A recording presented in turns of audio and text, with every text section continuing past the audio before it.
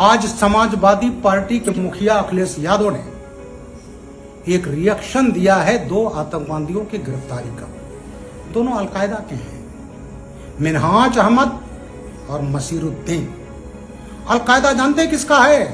Osama bin Laden का, जिसको America ने पाकिस्तान में मार दिया था। अल जवाहिरी का भी पता नहीं है, वो शायद जिंदा है।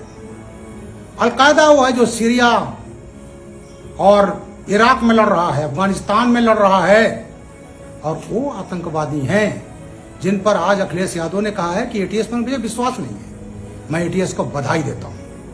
मैं अखिलेश जी के व्यथा समझ सकता हूं। वोट बैंक की राजनीति की तरह यह पार्टी हमेशा जिहादियों के साथ रही है। उसका प्रमाण है 26 जनवरी 93 में एसएसपी मेरठ था, पीएसी पिकेट पर हमला हुआ था, काल हुआ था। 26 जनवरी मुसलमान ना मनाए, मुसलमानों ने मनाया, मैं भी गया था। जैसे मैं घर आया धमाका हुआ, पीएसी पिकेट पर हमला हुआ। गाजियाबाद 41 बटालियन के हवलदार शर्मा मारे गए, कई लोग घायल हुए, दंगा होते होते बचा। पहली बार प्रदेश में RDX, Chinese grenade, Chinese plastic grenade बरामद हुए। 5-6 आतंकवादियों के खिलाफ चार्जशीट लगी। नेताजी 93 में पावर में आते हैं। 94 में इन्होंने अपनी तुष्टीकरण की निकृष्ट लेवल पर जा करके आतंकवादियों के केस वापस ले लिए थे। फिर अदालत ने वापस नहीं होने दिया, और फिर मैं डीआईजी आगरा था। 95-96 में गवाही देने गया था, सबको आजम कारावास हो गई। अखिलेश जी 23 नवंबर 2007 को यूपी के लखनऊ, फैजाबाद, बनारस की कचहरियों में हमले हुए थे। 15 लोग मारे गए, जिसमें काफी वकील थे। और उस समय ये लश्कर तैयबा का जो संगठन था, उससे संबंधित था हुजी, उसके आतंकवादियों ने किया था। खालिद मुजाहिद जौनपुर मड़िया हूं, और डॉक्टर तारिक कासमी आजमगढ़, ये गिरफ्तार हुए थे।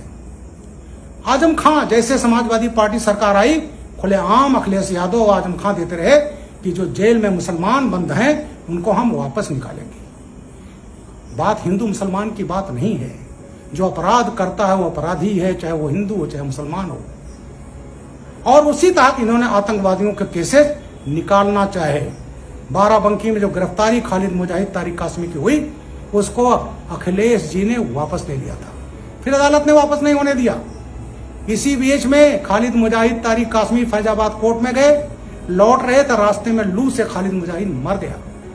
और उसके मरने के बाद मेरे खिलाफ, और उस समय के डीजीपी विक्रम सिंह रहे, मैं तब रिटायर नहीं हुआ था, एडीजी सिविल डिफेंस था, हत्या का मुकदमा इसी बाराबंकी कोतवाली में 18 मई 2013 को अखिलेश ने कायम कराया था मेरे 42 पुलिसकर्मियों के साथ में। ये मैसेज दिया कि इनकी हिम्मत कैसे हो गई हमारे प्यारे आतंकवादियों को गिरफ्तार करने की।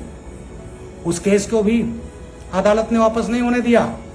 खालिद मुजाहिद तो मर गया, लेकिन तारिक कासमी को आजम कारावास की सजा हो गई।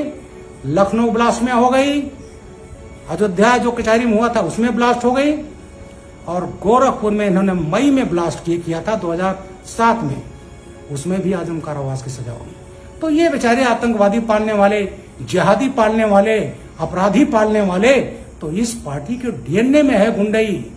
और अपने वोट बैंक के लिए, ये तुष्टीकरण के लिए किसी हद तक राजनीति पर, किसी उस पर जा सकते हैं।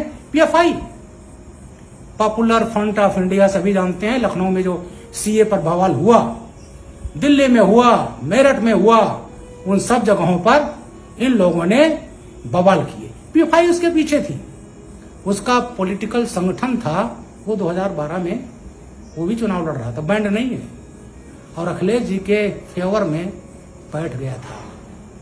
और वही पीएफआई, जितने बड़ी बड़ी घटनाएं हुई, इन सब का संबंध आतंकवादियों से है। और वो सब भी समाजवादी लोगों का पूरा संरक्षण पात्र है। 2012 से 17 अखिलेश सरकार रही उत्तर प्रदेश में, और यहाँ आतंकवादी दिल्ली स्पेशल पुलिस ले जाती थी, एनआईए ले जाती थी। लेकिन इनके कार्यकाल में कोई भी आतंकवादी, अरे जब डीजी के खिलाफ मुकदमा कायम करोगे, रिटायर्ड डीजी के खिलाफ करोगे, एसपी के खिलाफ करोगे, तो किस इंस्पेक्टर, किस मातहत की हिम्मत है कि वो आतंकवादियों के खिलाफ मुकदमा करे। यही हमारी एटीएस में चीफ रहा हूं 4.5 साल, इसको डिफंक्ट कर दिया अखिलेश यादव ने। और आज जो है जब एक बहुत अच्छा काम हुआ है तो माननीय अखिलेश यादव जी कह रहे हैं अपनी वोट बैंक, अपने वोट को तुष्टिकरण के लिए हमें विश्वास नहीं है, शर्म आनी चाहिए।